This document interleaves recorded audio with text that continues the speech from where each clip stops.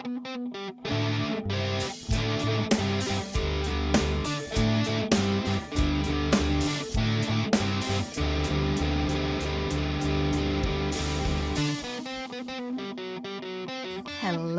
it's Gray. Hello, it's Crystal. And this is Best Asian Beauty, a supernatural commentary podcast where I, someone who's seen this show many times.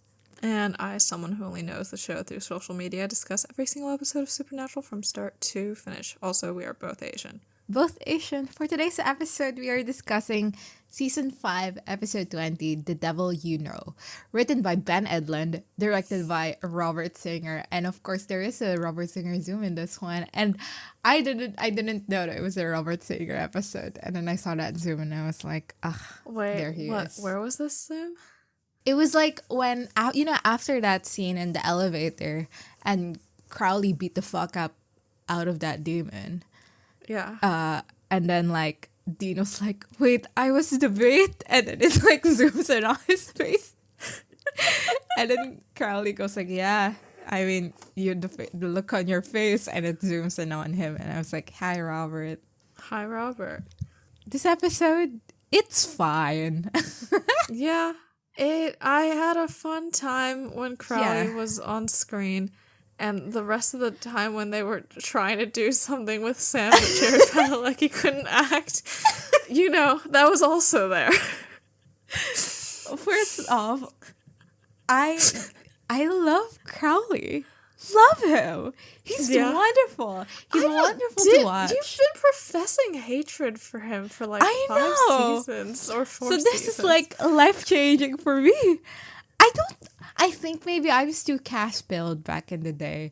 And I was like pitting two queens against each other or whatever. Right. Because I was like, if Crowley is being the third lead, then Cass is busy not being the third lead. So one or the other. Crowley is like the fifth brother.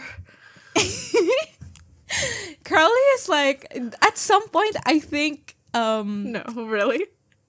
No. No, I just mean like, I think Crowley is like a relative, a family friend, that like, I mean, Bobby is more of a fifth brother than Crowley is, I think. No, Bobby is like a father to them. Bobby's the second dad. No, you know how like in fucking Interview with the Vampire, I forget you all their haven't names. seen, yes, what? You know how their daughter calls Lestat Uncle Lestat or Uncle Les or whatever? Yeah. That's their daughter. Say her name. Say her name, Gray. I forgot her name. What's her name? I completely forgot what's her name. There was a month where the only thing I peached was Claudia. I was thinking her name's Clara, but like that's from Doctor Who. That is from Doctor Who. So yeah, Claudia. Yeah. Okay. The way Claudia she calls Lestat Uncle Les. Uncle Les sometimes. But mostly that's just the way, in like season 1, episode 4, yeah. Yeah, that's the way Crowley is related to 17. Like that's Uncle Crowley from Bobby. Is what I'm saying. Like, are you seeing my vision? Okay, so Bobby is But that's real. fucked up because Crowley is real. So, yeah. Crowley's real. Cram is also real. I think Crowley just kind of has chemistry with everybody. Yeah. I mean, do you think the portrayal of Crowley is homophobic? I think he's slaying. I think we shouldn't pit that against a queen who's slaying. But, like, also, like, maybe we should. Mean, probably.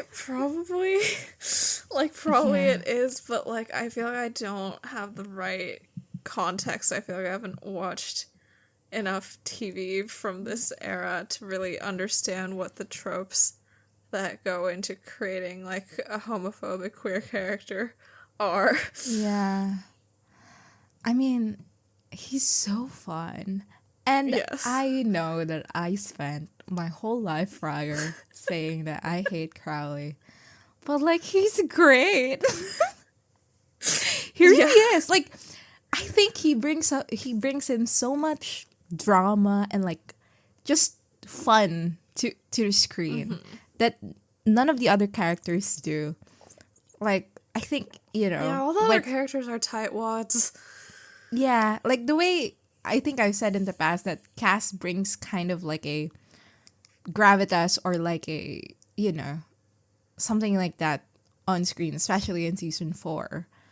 That like the opposite is true for Crowley. Like he's a powerful, serious character, but what he brings the most is like levity. Like fucking unclenched. You know how Dean was like, "Oh, you killed those humans," and it's like if they were dudes, you would have killed them, and there would be people in there too that you would kill. Like Yeah. fucking unclenched, dude. And I don't know. I think that's fun. Well, the other important thing about this episode is allegedly Brady, who I don't remember at all, and I never cared about. What? Okay. We had this Someone conversation has before. never read Gen Fic that's Sam POV from Stanford Yeah. era. I see. Don't really care. Don't really care, honestly. I don't care. Is that fine? I feel like I'm betraying the Sam girls. And You even might be. in this episode, it's like boring as fuck too. Like, who gives a shit? I think that the Brady of fandom is a lot more interesting than the Brady Yeah. that we see here. Like, he's literally blonde. Who cares? He's literally blonde. Like, he looks like that guy from Merrily. I just have no recollection of names Franklin now. Shepard. Yeah, what's his real name? Jonathan Groff. He does not look like Jonathan Groff. He looks looks like more Jonathan similar Groff. to the Chocolate Factory production of Merrily's Franklin Shepard. No. I would say. No, he looks like Jonathan Groff. And yeah. Don't know about that. I did not I'm gonna expect look at his Brady face again. to look like Jonathan Groff. I was so surprised. I mean, it makes sense. Sam did go to Stanford. I always forget. Like, of course Is it he's not about the texture of his skin? He's like a bit doughy. Sure. I mean, he doesn't. I guess he looks more like Jonathan Groff than like any white guy that you pick off the street. But I still wouldn't say that he looks like Jonathan Groff. Well, Not a lot of white guys for you to pick off the street, I suppose. yeah. I haven't seen a lot of white guys, honestly. That's probably not true. I probably have seen a lot of white guys. It's true. You've watched House MD. They have a new patient each week, and like maybe 30% of the time or more, it's a white guy. Yeah, or like a white person with a guy in there. What? Like, it'll be like a white patient who's not a guy, but like there's gonna be a husband or a dad Yeah, okay, or okay. brother. Got it. Well, Yeah. what did you know We'll get about this into episode? yeah. I feel like any more detailed things we can say during the episode. Yeah, what did you know about this episode before you went in? All I have down is no clue. Apparently Crowley's here. I assume that they are meeting Pestilence and episode 21 will be death. And they didn't even meet Pestilence on screen. So I knew nothing. So, like, you didn't know about Brady also. I knew about Brady. I didn't know he was going to be in this episode. I sort of assumed he'd come in a later season. So, like, you also didn't know the context in which Brady would exist. I mean, I knew that he was gonna be a demon and that, like, he would be tied up when he and Sam met. You know what I feel like about Brady? He feels Yeah, sure. like... They just threw him in here for no reason. Sam had a friend from season Yeah. 1, episode 1, and it wasn't this guy. He's never Yeah. mentioned this guy before. Like, literally, it's just, they just made up a guy for them to say Sam's so angry about. Yeah, and like it's just so in your face. Like, Sam, how can you control the devil when you can't even control your anger and then shit? Like, it's so stupid. Also, like, what I'm saying is, it feels like Jump the Shark. This episode, where, or like not jump the shark, I guess, the second episode Adam is in, where they just introduce Adam just cuz. It feels like Chuck was like, I didn't know that they'll hold out this long. Let's introduce some bullshit to make the story interesting. And now Adam is here, and now Brady is here. But like prior to this, there's no like existence for these characters. Yeah, Sam has multiple Stanford friends that we've met already. There's like We the do. two people from Skin also. Yeah, it just doesn't. It's weird. It's weird. He should have been mentioned before if they were planning this. You know what it also feels like? You know, in season 9, you don't, but in I season don't. 9, when Gadriel was revealed, and Cass was like, oh my god, it's Gadriel. He's the guy who let Lucifer into Eden, and that's why we hate him, and he locked him in the cage forever. It feels like Brady. Like, yeah, Brady is the guy who introduced Sam to Jess, and that's why we hate him, and we need to lock him up forever. Like, what? Yeah. It's kind of corny. I think I'd be less annoyed if they didn't make it all dramatic, like, oh, Sam can't see this because him and Brady, they got history. And it's like, that only works if we've already heard of him before. Yeah. Like, I think if Crowley didn't know, and then Sam came in, and then, that was the reveal and the surprise, like, it would feel less shoehorned in. Because it feels like when Crowley returned, I was half expecting him to be like, yeah, I left you alone on purpose. Like, I did all that on purpose. But, like, Bradley not. Like, his bullshit. And I don't know, why can't Sam just be like, oh my god, it's Brady, and then that's it? Like, yeah, I don't think anything was added by Crowley being like, no, Dean, Sam mustn't see this. And the next scene being like, hi, Sam. Dean said you had to see this even though I didn't want him to. Like, no, I what think, was that you know for? what they were trying to do? What they were trying to do was, one, make a point of, like, here's people believing that Sam can't control himself, but he can. And then point number 2 is, like, Dean trusts Sam. So those are the points that they were trying to make. It's just, they're so terribly made. Like they tried to do this the other way, and it worked in 518. But like now it's here, and it's like, what the fuck are we doing, Ben Edlund? What are you doing? I don't know. He was so excited about having a character be able to say the F slur on TV that he forgot to write the rest of the episode until the night before. He does say fag this episode. Yeah, Crowley does. He can reclaim, not because he's queer, but because he's British. Because he's British. Love that. That's the in-episode justification. No, it really is, though. And I love that for him. Honestly, I also didn't understand why Sam was trying to kill him. Like, why is Sam so mad? I feel like that's fake. Like, that's not real. Think they Sam, say quite like, explicitly in the episode that, like, yeah, but, Sam like, can't trust demons because of Ruby. No. I just mean, like, why are they blaming Crowley for Joe and Ellen's death? Because the cult didn't work. I and know, told but, them like, where to go. Like, it's an honest mistake. I want Crowley's side. I'm fully on Crowley's side. I don't give a fuck about this Winchester voice. He didn't really act like he meant it when he said it was an honest mistake. I think it's still up for interpretation whether or not he knew. It was an honest mistake. I'm right. And it was Why are we honest. just saying how we feel about every scene in order instead of talking about the episode? Okay, well, let's talk about the episode. First off, there's a dance sequence that starts with Jess. And I was a little bit shocked and surprised. What did they do in the dance sequence? It's mostly Jess, right? Like, it starts with Jess. I'm sure Crowley's also there. And then Crowley. And then, like, I think, just trying to establish the 4 horsemen and the rings. Well, we start the episode with, like, some dudes in a lab. And they're talking about how the pharmaceutical company wants to release the vaccine or wants to test it or whatever, but like it's not yet ready, blah blah blah, and they're complaining about it. And then the janitor is secretly a demon and then locks them inside and then injects swine flu on one guy and then injects Croatoan virus Croatoan.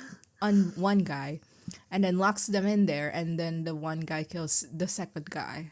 R.I.P. Yeah, and it is a black character dies first. Classic supernatural move. Yeah. Yikes. Yeah.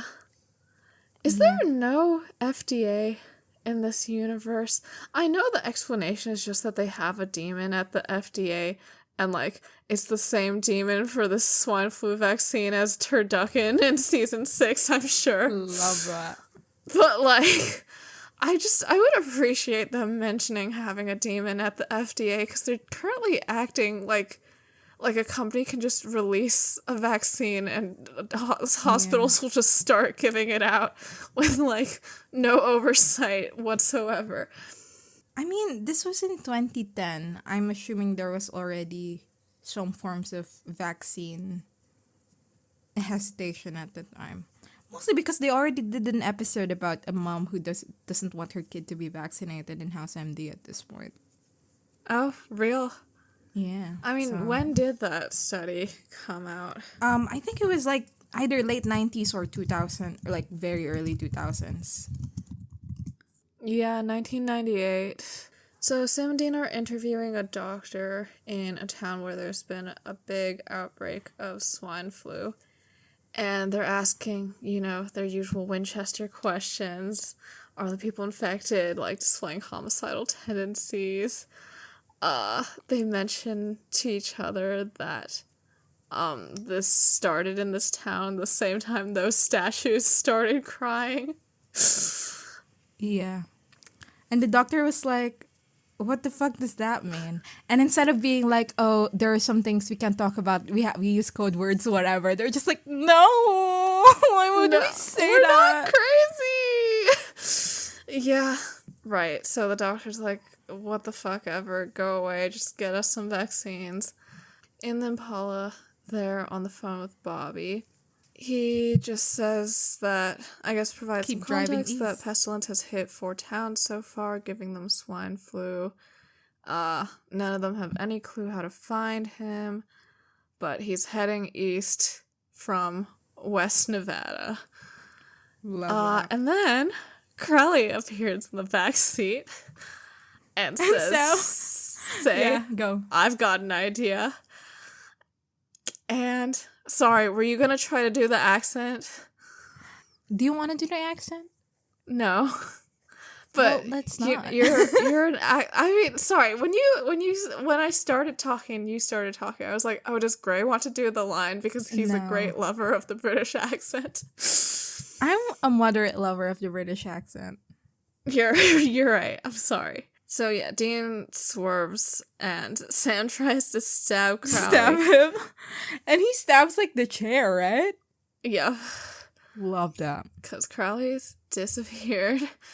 And where he has reappeared to is right outside of the Impala, where he says, fancy a fag in a chat.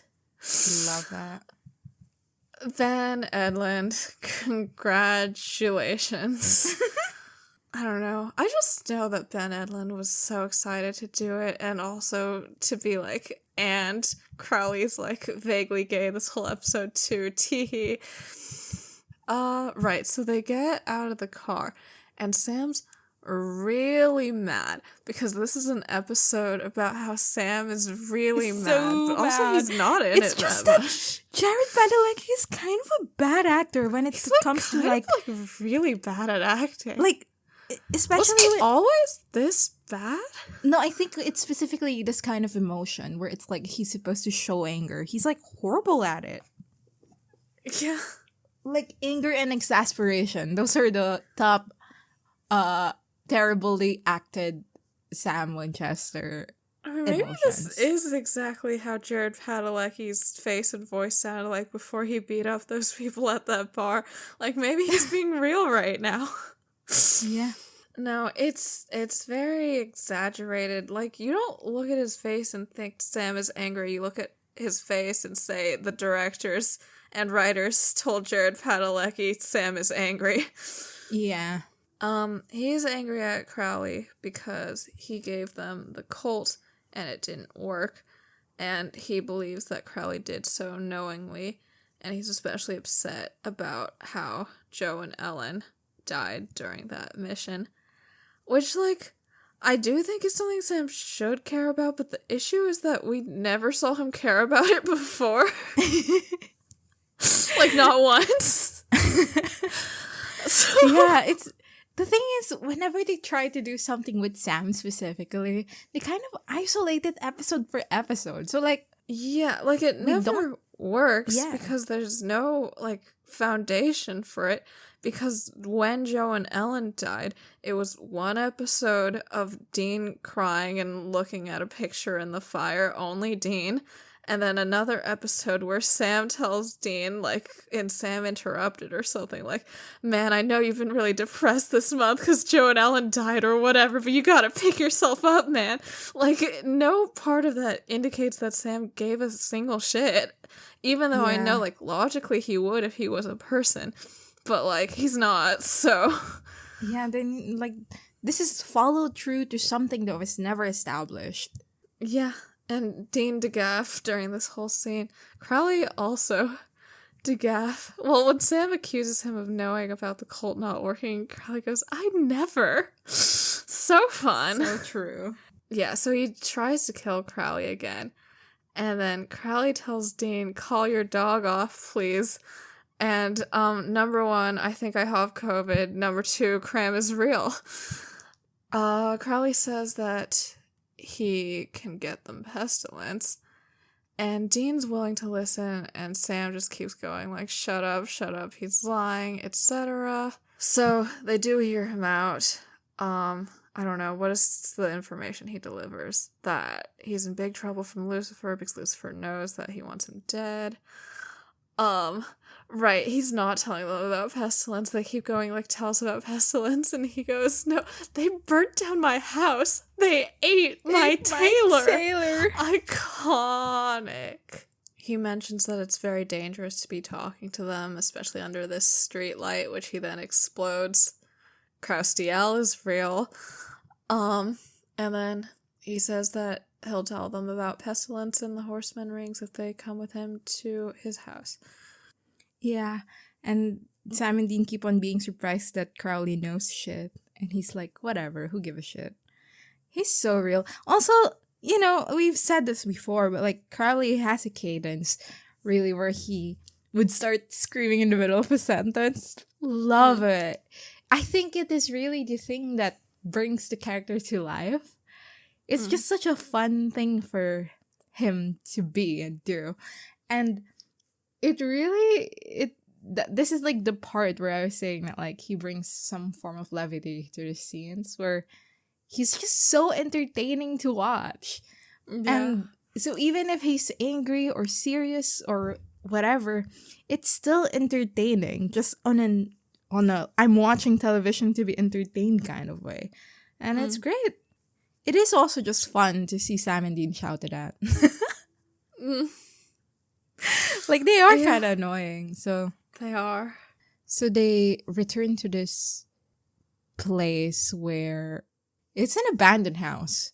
Crowley comes in. He's complaining that, like, oh, there's just single pane glass, and etc., etc. And Dean's like, okay, I don't give a fuck. How do you know about the rings? And he says that I track you and Sam. And Sam's like, well, no, you can't because we have hex bags. And he was like, you see, you have a powerful device, but I have an even more powerful device. Because he has a magic my coin. gun can shoot lasers Actually, and penetrates my any gun shield. Can kill God. So, like, who give a shit?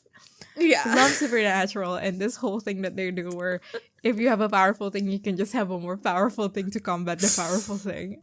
Yeah. So it's so wonderful. Anyway,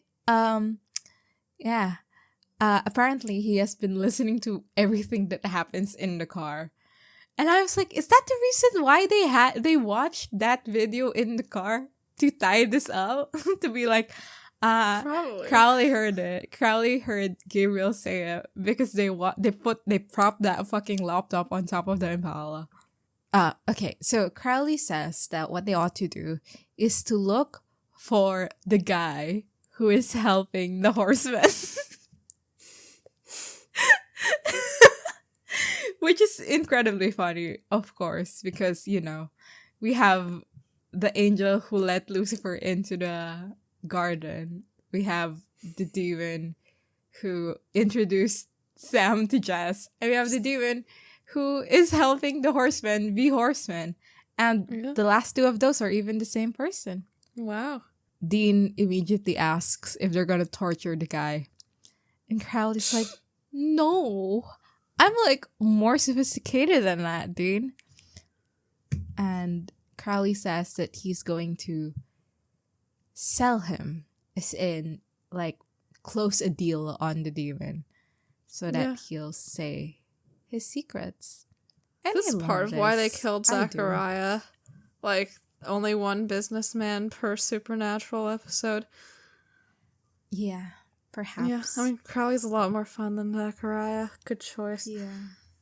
Honestly, I was kind of disappointed that Crowley let the dude die. Yeah. I know that Brady was supposed to die for Sam's character development, but like, it's for his growth.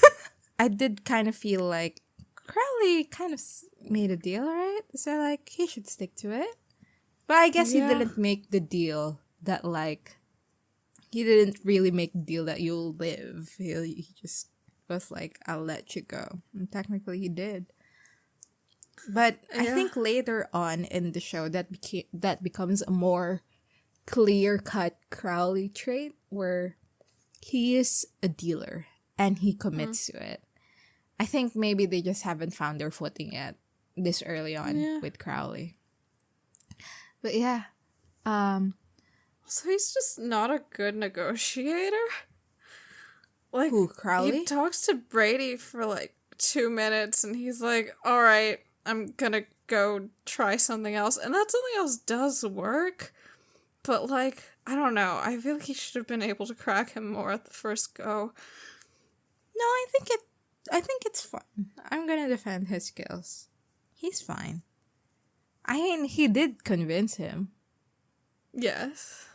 So, But like, his point is like that, like, oh, like, I don't know, like, does he have a, like, in the past, did he do crossroads deals or something?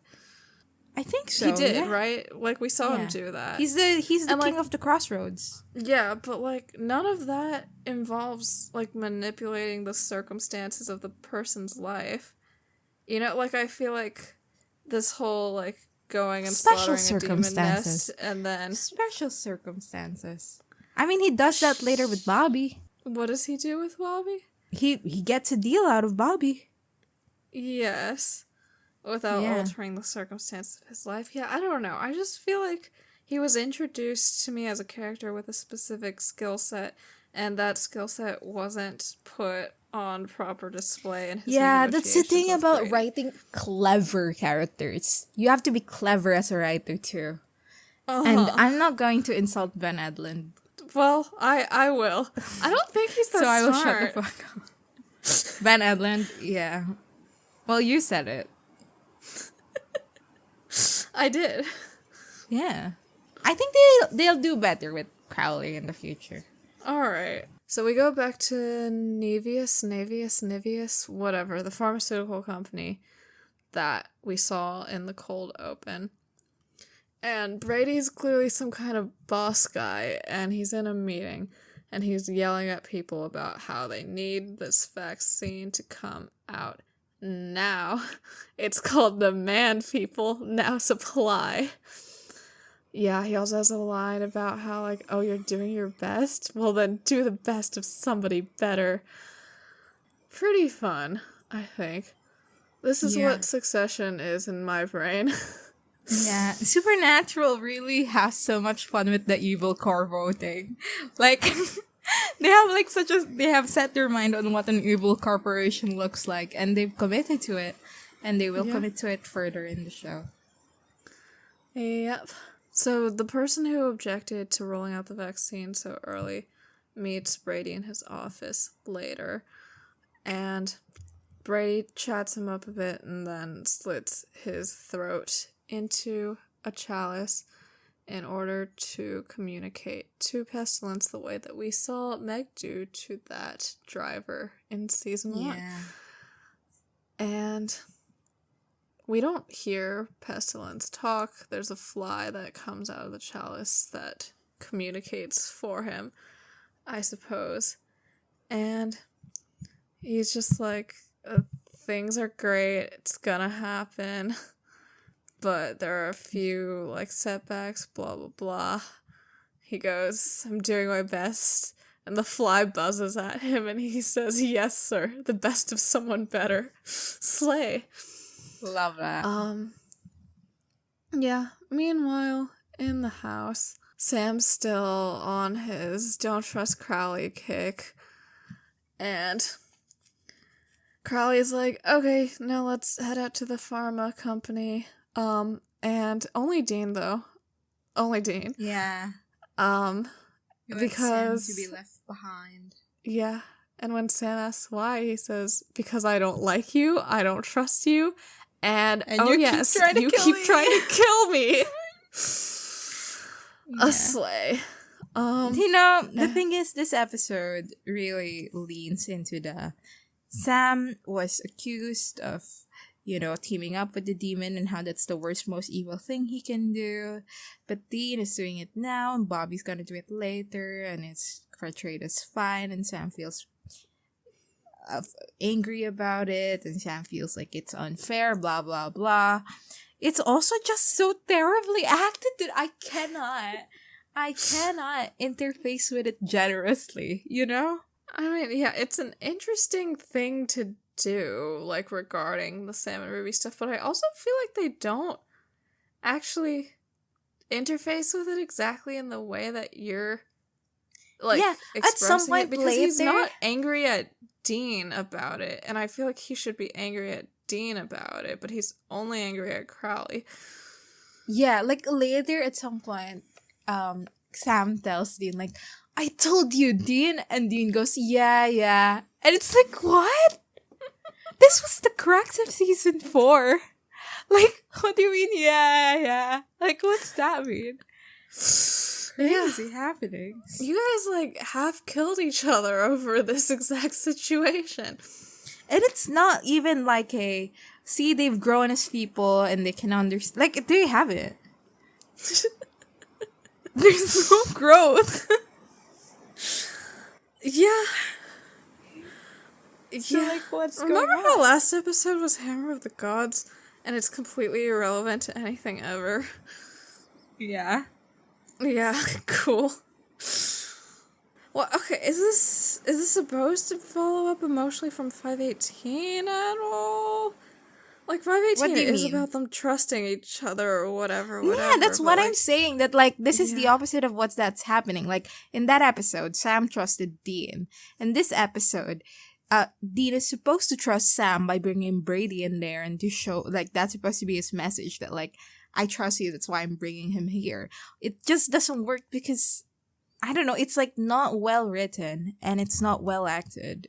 And it's kind of goofy, and Brady is a surprise person in there, and et cetera, et cetera. What else has Ben Edlund written? Like, I feel like I do know what else he's written, but I also don't know. Can you check? Yeah, okay. A lot of episodes. Before, I guess in reverse chronological, My Bloody Valentine, which was also, like, a Sam, like, after season 4 type of episode. But I feel like was, like, fine about it. They locked Sam up in the room, remember? Yes, I do remember that.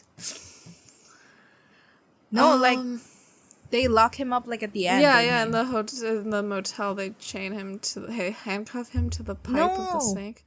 They fucking lock him up in the panic room again. Oh, at the end! end. Shit, you're right. So Okay. Ben Edlund has been weird and off-putting about it. Yeah, okay. He did abandon all hope, where he should know very well that he wrote Sam not caring when Joe and Ellen died. Yeah. He wrote the end, which Sam is not in. He wrote On the Head of a Pin, which Sam is It's in about very torture as well. briefly. Yeah, torture, whatever. Wishful Thinking, the worst episode of Supernatural, besides all the other worst episodes of Supernatural, such as the one last week. Monster movie, stupid. Ghostfacers, fun. Love it. Malleus Maleficarum, misogynistic, fine. We liked Ruby in that one. Bad Day at Black Rock, Allegedly for people bad, who don't but it's like literally Sam, fine. but still want to put him in AMVs. So true. That is the only point of that episode. I mean, Bella's also there. She's fun. Hollywood Babylon, Dean episode. Night Shifter, Dean's best friend that he just let go. Simon Said, Sam episode supposedly, and it was fine except for the misogyny. It's fine except for the parts where it's not. Yeah. I don't know. What does this give you a good picture of who he is, what he is? I mean, I'm just surprised that he becomes a beloved writer after. Like, after all this. I mean, Head of a Pin is beloved. The End is beloved. This is My true. Bloody Valentine is beloved. Abandon All Hope is beloved. Like, his... Yeah, He's from got a 416 semi-okay he's repertoire. been decent. Or he's been writing things that I know that other people like and that I thought were fine. Or good. Yeah. Maybe he's just growing as a writer and a person. I mean, he is eventually going to write 620. Sastiel scene of all time and that. So I don't think that's true. I mean, there's probably better Sastiel scenes. Yeah, like the couch. Like the couch. So, right, so Crowley says he's only going to go with Dean, and Sam refuses. He stands his ground. He expects Dean to back him up. And Dean does for a while. But after Crowley's like, okay, I guess I'm going to go, Dean goes, wait. Ugh, love the Betrayal Brothers. Yeah. And, yeah, he and Crowley head out. Yeah, they like are waiting outside. No. No, you forgot the scene where Sam calls Bobby, hoping that he can be like a father to him, and Bobby says we're coworkers. Literally. So Sam calls Bobby, and he's drinking, and Bobby's drinking, and they're kind of commiserating with one another, except they're not. And Sam's like, see, dude just walked out with a dude. And then, yeah, Bobby's like, who give a shit? She's kind of real for that. This is really so rancid, because, like, we know the last time Dean called Bobby about Sam talking to a demon, like, Panic Room happened. Yeah, and also, like, it kind of is like they really thought they needed to kill Lilith or whatever back then. So, as far as they're concerned, it was time to go crazy. And, but, like, it's fine for Dean, because that's Bobby's kid. Yeah, I mean, I think what it really is that Supernatural is really just making the distinction because the bad thing that Sam did was drinking the demon blood, rather than, like, the trusting Ruby part, like, is secondary. So they, like, don't really care about this Dean and Crowley thing. But, well, stupid. Starts asking Bobby about the time Bobby was possessed and how Bobby was able to take his body back and stab that demon. And I was like, pretty neat that they, like, put that, like, I mean, obviously that happened, but, like, I didn't really connect the dot that was, like, foreshadowing in a way. Yeah. And it was pretty cool. Pretty cool. Anyway, Bobby's like, why are you asking me this? And Sam, who is still drinking. And I say that because it's kind of fundamental to the scene that they're like both had a few drinks in. And the way Bobby interfaces with this scene is in that way. But yeah, Sam just goes like, yeah, I mean, we can open the gate, you see, but what happens after? Like, will the devil just jump willingly? And I so don't Sam know says, why Sam doesn't know about a little thing called pushing. Sam says, what if you guys lead the devil to the edge and I jump in? And he's like, it's just one action, just one thing that needs to be done. And it's like, it's just very quick. And yeah, Bobby does this speech where like, I just talked Dean down from saying yes, and now you're going to. And Sam is like, well, we can like all agree to it. I'm not gonna do it like Dean was gonna do it. But yeah, Bobby's like, no, Sam. They call it possession for a reason. And Sam says, but I'm strong enough. And Bobby's like, yeah, but you have all of this anger and your grief and your fear. You're not exactly Mr. Anger Management. How are you gonna control the devil when you can't even control yourself? It's just so contrived. It's why it doesn't work. Funny as fuck. It's really bad writing. Like, really bad. I mean, last episode, you see, Sam shouted at Dean when Dean was telling him to move faster. So he really has such anger management issues. He does. Dean and Crowley show up outside the pharmaceutical company and they're scoping the place out.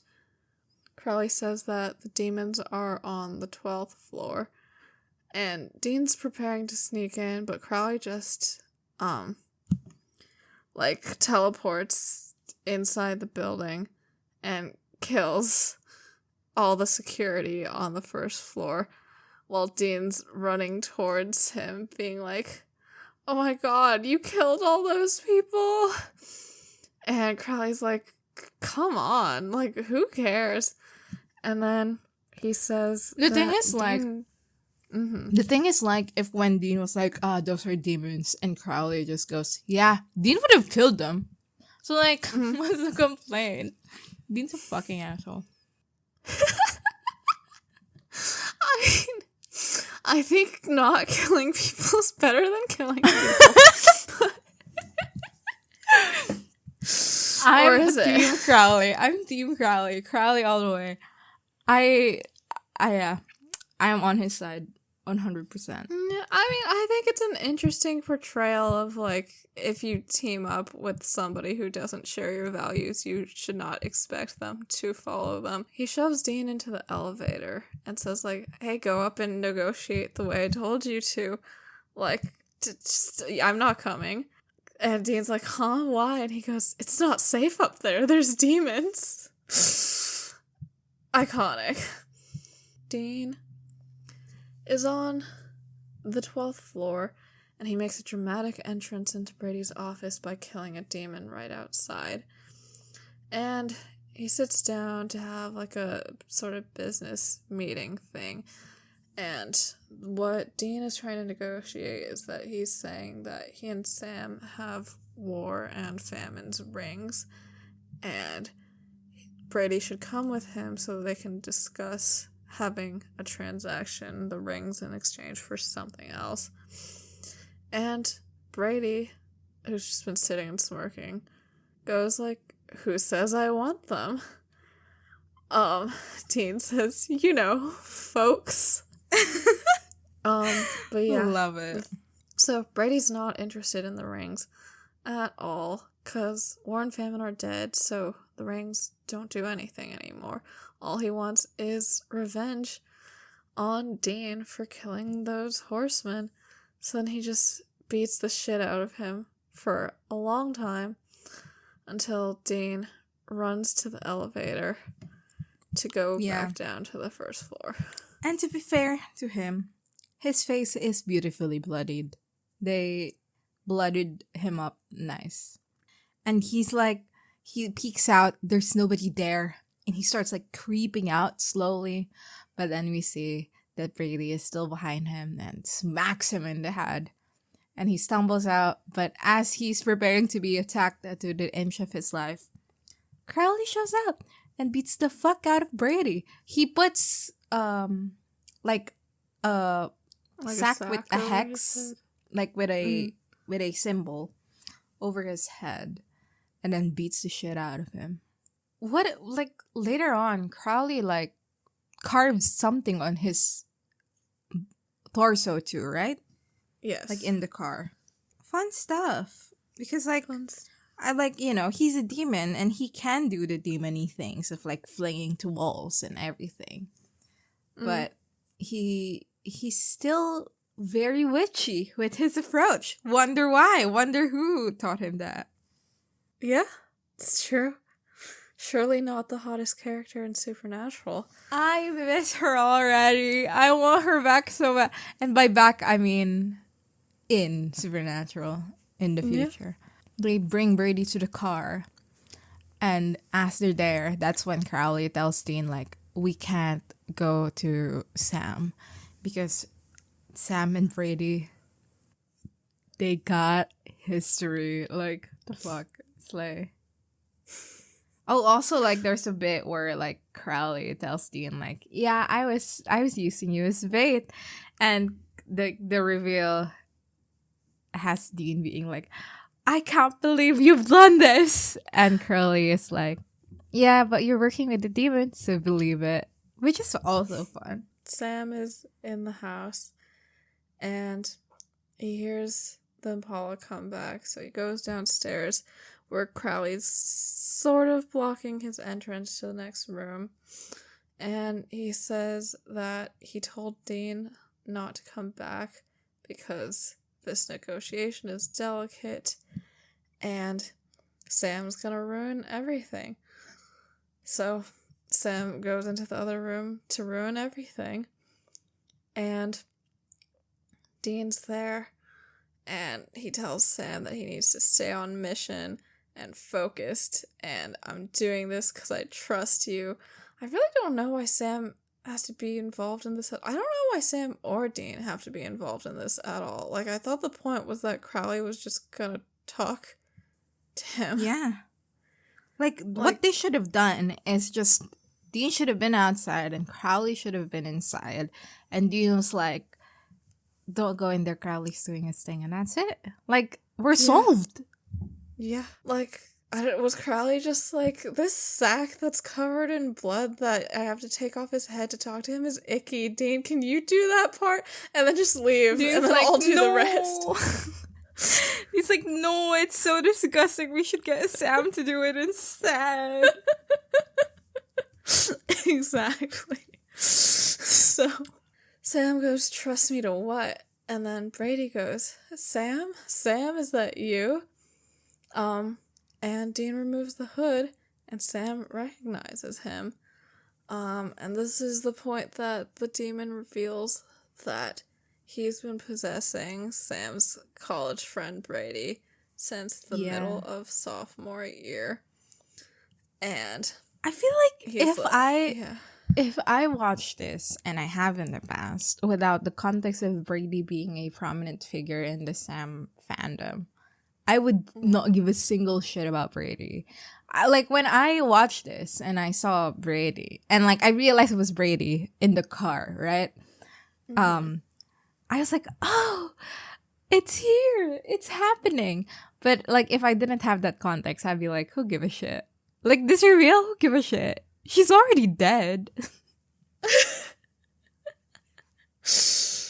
Yeah, it's true. Is that so weird? I mean, she is it's already dead.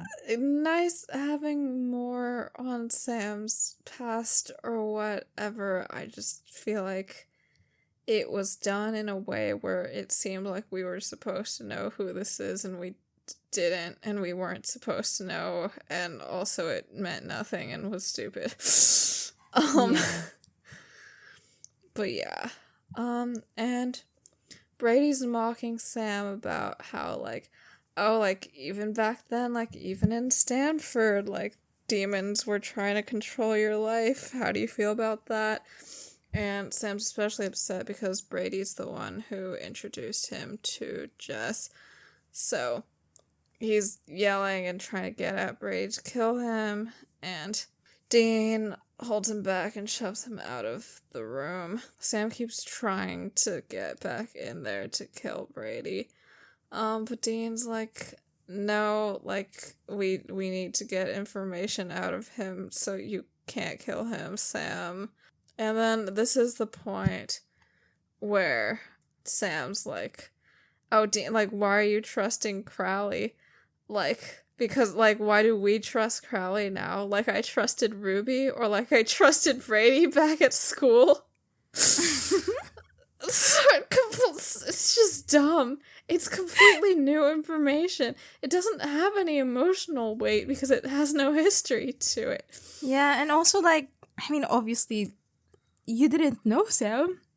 Like, you didn't know he was a demon. And so it's not comparable. And it's also just, everything's so stupid. I'm so sorry. Yeah. Yeah, now Crowley goes into the room. And he starts talking to the guy, and, like, I don't know, Brady's like, I'm not gonna tell you anything because you're on the losing side. And what will happen to you is you will get tortured to hell and back. But what will happen to me is I'll die no matter what I do here. So I'll just die on the winning side. And Crowley's like, okay. And then he goes out and he tells Sam and Dean that he's gonna do something or other. He's off. And Dean goes to the washroom and washes his face, and Sam walks him in there. It's really good. Yeah. The way he does it is he just props a chair on the door. Mm. And I don't think Dean even tries the door. The doorknob, like, he jams it. It's Yeah. not that the chair is so heavy that Dean can't open the door. No, yeah. But, like, yeah. And Dean's just in there, like, pounding at the door going, please, are you there? Sam, please. Sam is off to go to Brady. And they're trying to make him look menacing, but he just looks like Jared Padalecki trying to do a menacing face. I'm so sorry. Do you think we have people who like Jared Padalecki in our listenership? I hope not. I hope not. But also, I know some people are touchy about it because a lot of the times hatred for Jared Padalecki becomes translates like to hatred for Sam. the hatred for Sam, and the way people are like, wow, Jared really threw in the phone? Is that what people say? He threw the phone in? He phoned it in. He phoned it in. He really phoned it in the later seasons. And that's why Sam is such a boring character. And people are like, actually, Sam is not a boring character. And Jared Padalecki is fine. But, like, he's not fine this episode. He's actually so bad this episode. He's pretty bad this episode. Brady's taunting him. And Sam continues the conversation from earlier. And he asks, like, sophomore year? Is that really it? And Brady said, yeah, well, your best friend, Brady, was really such a good point of access. And Sam is like, Thanksgiving. And Brady's like, yeah, you remember? Like, when I came back all messed up and I dropped out of pre-med and the drugs and the bitches, because he's a demon, of course. And he says, that was the new Brady. Oh, wait, actually finish the next sentence. That was me.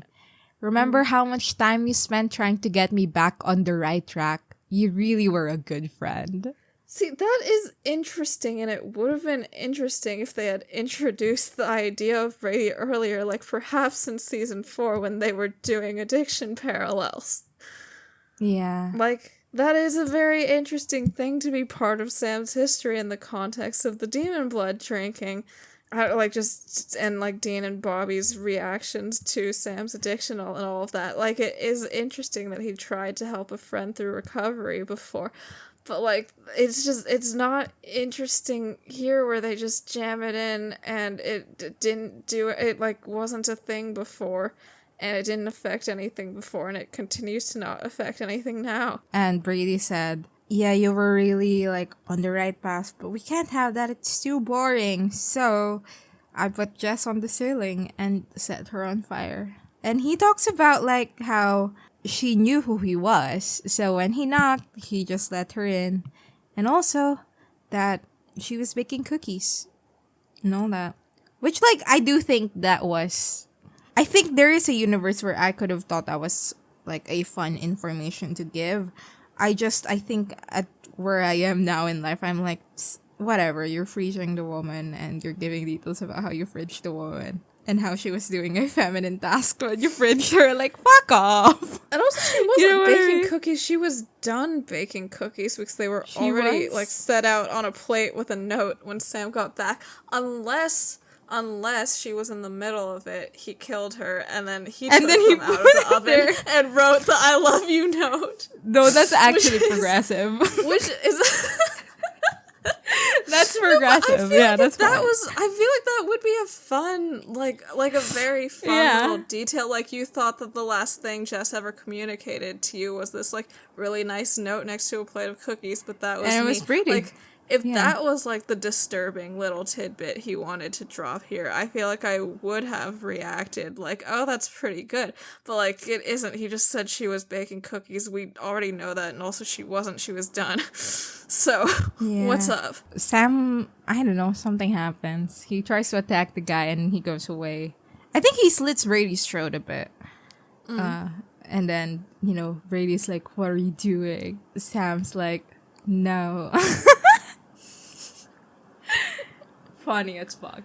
So Sam goes upstairs and Dean's still banging on the bathroom door, and Sam's like, okay, it's fine, I'm gonna open it. He's like, it's fine, nothing happened, I'm fine, and Brady's not dead because, like you said, we need him for information. And at this point, Crowley shows back up, and he's got little bits of blood spattered on him. Oh, I guess during the Sam and Brady conversation earlier, Brady also confirms that Azazel's the one who sent him, and specifically it was because Sam seemed like he was about to drift and become a mild-mannered, worthless sack of piss, and he didn't want that because Sam was his favorite. Do we ever get an explanation for why Sam is Azazel's favorite? Like, he says it a lot. No, and also, like, and things. With regards to Brady, I don't think they lingered on that much because they realized that, like, actually, it's kind of weird that he's on Lucifer's side now. Like, what's that about? Is it weird? Yeah, I think so. Azazel and Lucifer working towards the same cause? Like, Azazel was doing all this to open the gate to let Lucifer out? Is that true? Yes. But, like, did he know that Sam was the vessel? Possibly. I mean, probably not, because it was very need-to-know basis. Yeah. So, like, what's his investment now? Wait, like, what do you mean? Like, why Brady give a fuck? About why does he give a fuck about anything?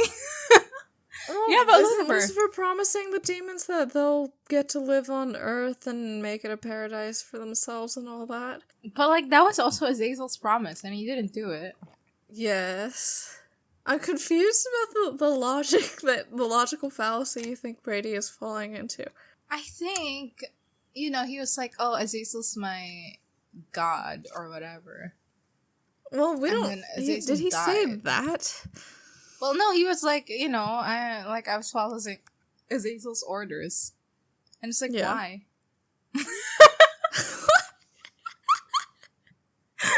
Why are you following Lucifer's orders now? Are you just a serial follower? Like, what's wrong with you? I mean, he has the exact same career trajectory as Meg. And I understand why Meg does what she does, so I feel like it's fine. Yeah, maybe he's a serial follower. I forgot, what was the point of the whole Hunger Games thing if he wanted Sam to win anyway? Like, just to be racist and sexist, like, just for that? I think just to make Sam go through it, honestly. Like, for the experience. So Sam felt like, you know how people are like, you need to work hard for your money because otherwise you won't understand the value of it. That's like what he was doing to Sam. He was like, Real. you need to work hard for your position as king of hell because otherwise you won't know the value of it. So true. Yeah, Sam goes back upstairs and lets Dean out of the bathroom. Also, you know, earlier when Sam, like, trapped Dean in there, like, Dean immediately was like, Sam? And, like, if I was Sam, I would put on the world's worst British accent and be like, no, not me. So true. But yeah. Anyway, he knows that Sam locked him in, and Sam lets him out now and tells him that I didn't actually kill Brady because we need him. And at this point, Crowley shows up with blood on him. He tells Brady that he went over to a group of demons and massacred all of them except for one, and to that one, he insinuated that he and Brady were, wait for it, lovers in league against Satan. Kind of a slay. Is it homophobic? Maybe. I don't think it's... I mean, is it homophobic? I don't know. I think it's more just, I wonder if Crowley's entire vibe as a gay villain is like a homophobic trope. I guess I don't need to say after every line where he's gay, is that homophobic? I mean, I think that's just what he is. Homophobic? No, like, Gay. possibly bisexual. Possibly And bisexual. And evil. Good for him. And he tells Brady, hello, darling. Very fun. So now he says, like, well, now, you know, like, you're gonna live forever, you're gonna be tortured forever, etc. So you should just tell me where Pestilence is so that we can maybe defeat Lucifer so that you don't get killed to death. And then Hellhound sounds come in. Love it. I mean, it's I love this completely hellhound unnecessary. No, I mean, I like it because, like, you know, we see how Meg sick and boyed those hellhounds, and so it's the one that Crowley has a bigger hellhound. Yeah, he said, "I have a bigger, more powerful, magical coin to combat your weak ass hex bags, and I have a bigger, more powerful hellhound to combat that weak ass hellhound." And he had the bigger, more powerful gun last time too. Like, good for him. So the hellhounds are coming for them because those demons planted a magical coin on Crowley. And Brady starts screaming and saying that he'll tell them anything as long as they get him the fuck out of here. The hellhounds come in and attack. Dean fails to fend them off very well. But Crowley summons over his own bigger, more powerful hellhound to fight them. And while that invisible battle is going on, they all head on to the Impala. I don't know, they run off and Crowley is actually like, you know, like cheering his dog on. Good for him. They like end up in a fucking alley. Crowley gets a note from Brady that says where Pestilence would be. And so he hands the note to Dean or something. And he starts walking off. And Dean starts putting salt around the area where they're in. And Sam is like inside of the thing and he's just eyeing Brady. Supposedly menacingly, but again, as we've mentioned, Jared Padalecki is having a rough time this episode. There's this moment where, because Dean is putting down the salt, but Crowley's still heading out. And so as he goes up to the line of salt, like, they look at each other. And then, like, Crowley steps over the line of salt because it's not yet complete. And, like, they just look at each other and I'm like, okay, gay ass.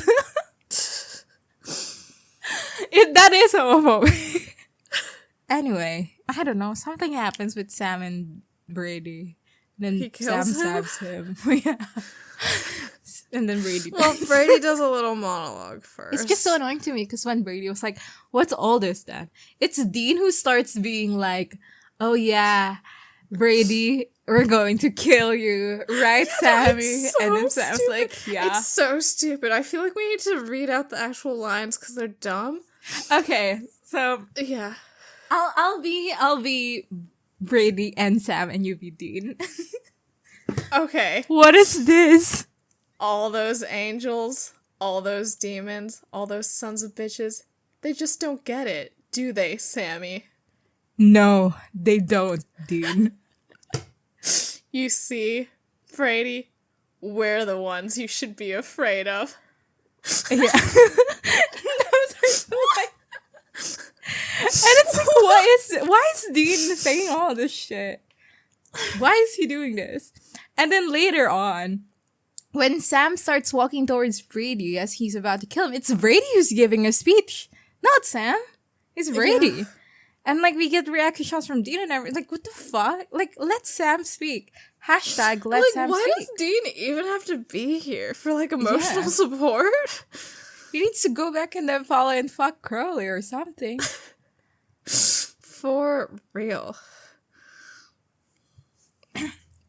Anyway, Brady does this thing where like, actually, we're evil, but you're secretly worse because you let us be evil around you. Because what did he say? Like, you let us whisper into your ear or whatever. Bro. And then Sam stabs him. He also insinuates that the reason that Sam always unknowingly Oh, or yeah. knowingly trusts demons is because of He's Sam's one demon himself. blood. Yeah. Whatever.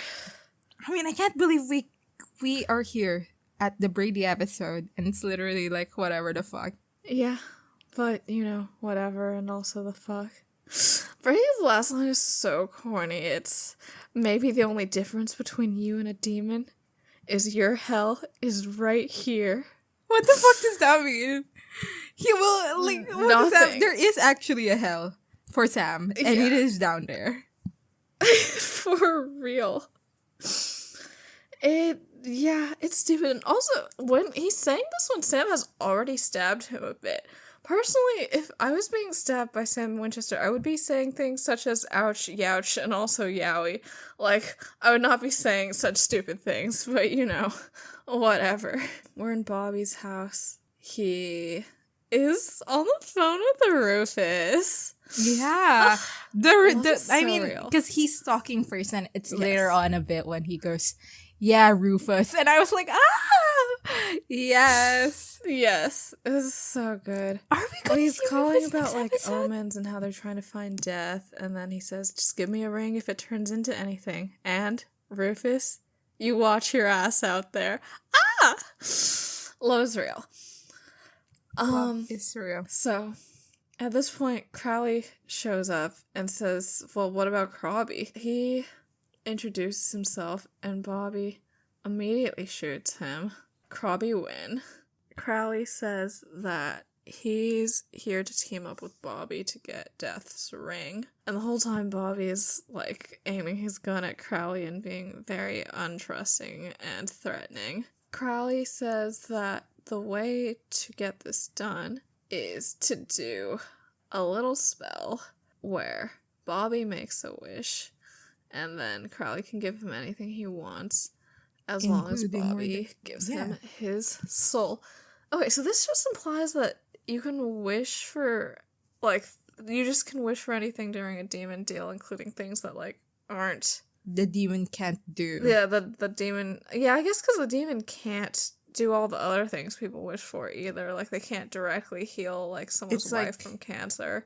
Yeah, and it's So- like power or something. There's something to it. Yeah, which is quite interesting. Yeah, Do they and the ever way he do this again?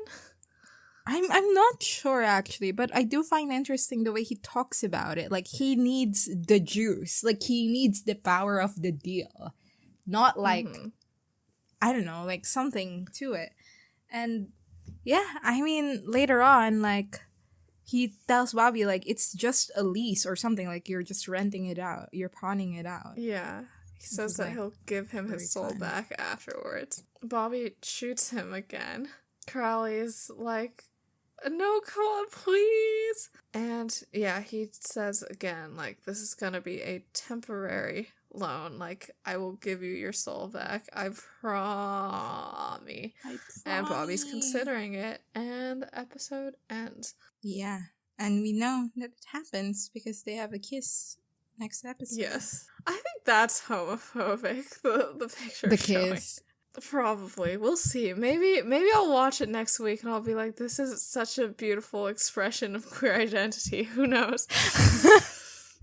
Yeah, maybe. Well, what did we think about this episode? Because we came from an awful episode last episode. Mm. I was like, this is fine, but like, it's also bad. It's not well written. It's not well written. It's not well acted. It's not well constructed. Yeah, but I love Crowley. Who'd have thunk? Honestly, who would have thunk?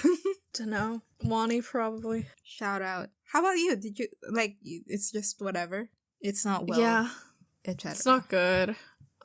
Yeah, Crowley was fun. I feel like we feel the same way about most episodes. this is true. Or is it?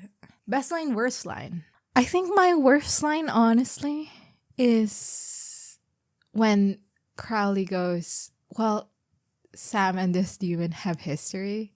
Just because I feel like it really sets you up for something fun and then it doesn't deliver. Yeah. The reason why it's a bad line is because it could have been good. Worst line for me.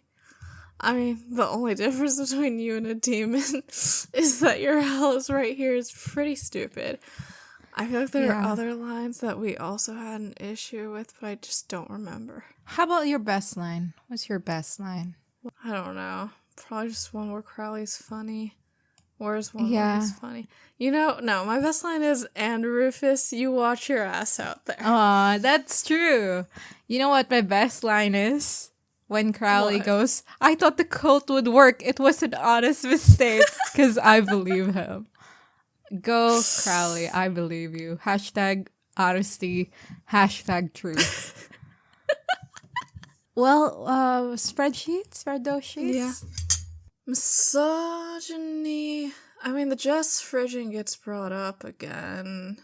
Does that count for anything? I think that it counts. And I think the way they Yeah. talk about it counts and etc. Yeah. How much does it count on a I would scale say a from 1 to 2. 5? Yeah. Because it is inherent to the episode in some ways, but like also it's like pretty like small for things that are inherent to the episode. Yeah. Ish. I don't know. It's inherent to the show. Like, Yeah. that's what it is. And yeah. There's Yeah. a bit more flexibility, perhaps. Yeah. Racism. Do we want to start counting like black character dies first scenarios in Supernatural just as a point, just automatically? Sure, we can put a 1 there. All right. 1 there. Sorry to that guy at the pharmaceutical company. Homophobia. Is it? I don't know. Oh, we're here. We are starting the what is homophobia part of the show. What is homophobia? What is Didn't we define it like last time and then I tried to argue against it or whatever? I mean, I don't know. A lot of things can be homophobia. I just Right, I looked think at it the was- one singular comment in our doc again, and it's literally Not about Bert and Ernie. it's literally Yeah, free that TV you and me comment. when I was fighting for my life. I don't know. Okay, I mean, there's a lot of things that can be homophobia. There's the idea about queerness being unnatural.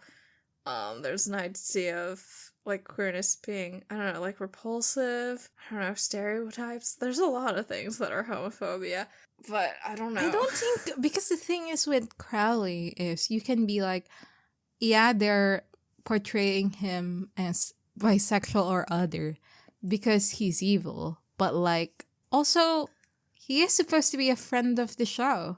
It's true. Yeah, And so I don't think he is like I a think 1D sort of yeah, villain whose menace comes from the fact that he's hitting on them or anything. yeah.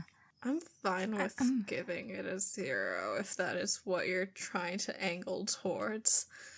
I mean, they did pretend to be gay lovers, so that etc. But I think that's fine. I think you should do that. That's a fundamental part of life.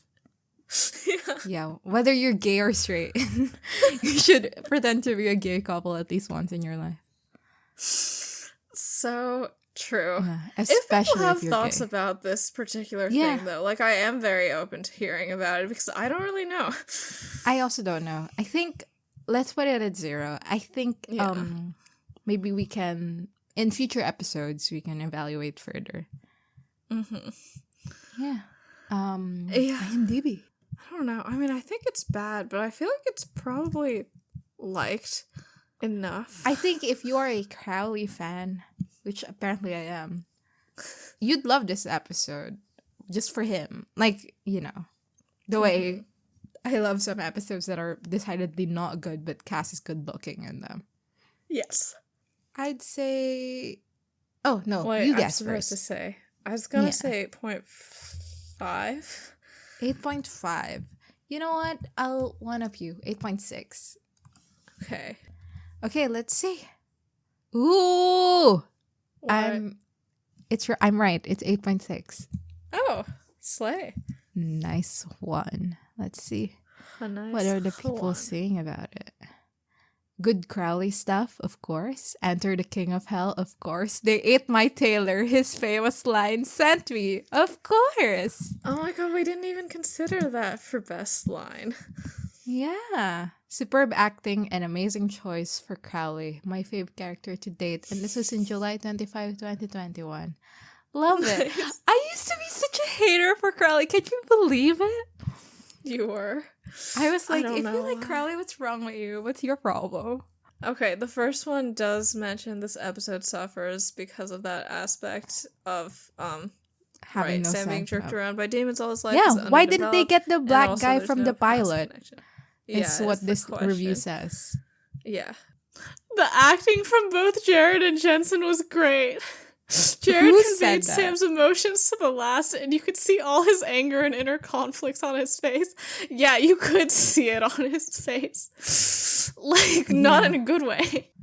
Zombie High This 18. I mean, most of these are just like Mark Shepard is amazing as Crowley, and he is. This one says that it's too silly. Why would a demon care about a house or tailors? Why would you care about a house or tailors as a person?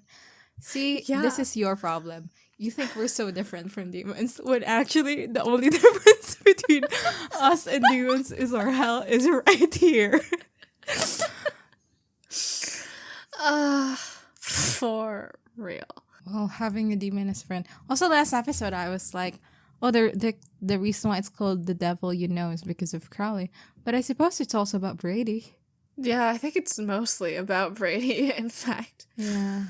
Later, we will know Crowley even more. So that's great.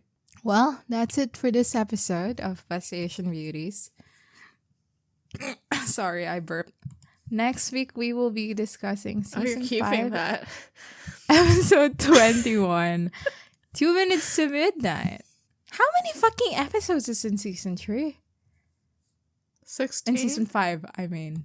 In season 22? 5. It's that short. So, next episode, we'll have both death and pestilence. I just assumed that they would have gotten Pestilence off camera between. No, they won't, because Cass will show up and take a bus. Oh my god, you're right. I mean, death could be part of Swan Song for all we know. Leave us a rating or a review wherever you get your podcasts. Yeah. Also, follow us on social media. We are on Tumblr at bestasianbeautiespod.tumblr.com. Our official tag is BABPOD, BABPOD. Thanks to everyone who's donated to our Ko-fi at ko-fi.com/bestasianbeautiespod, which is where our outtakes live. And check out our merch at babpod.redbubble.com. You can email us any feedback, comments, or inquiries at bestasianbeautiespod@gmail.com. And if you want to talk with us about Crowley and what you think about Crowley and homophobia and supernatural, And also other things, honestly. Just email us. Thank you. Yeah. Bye. Bye.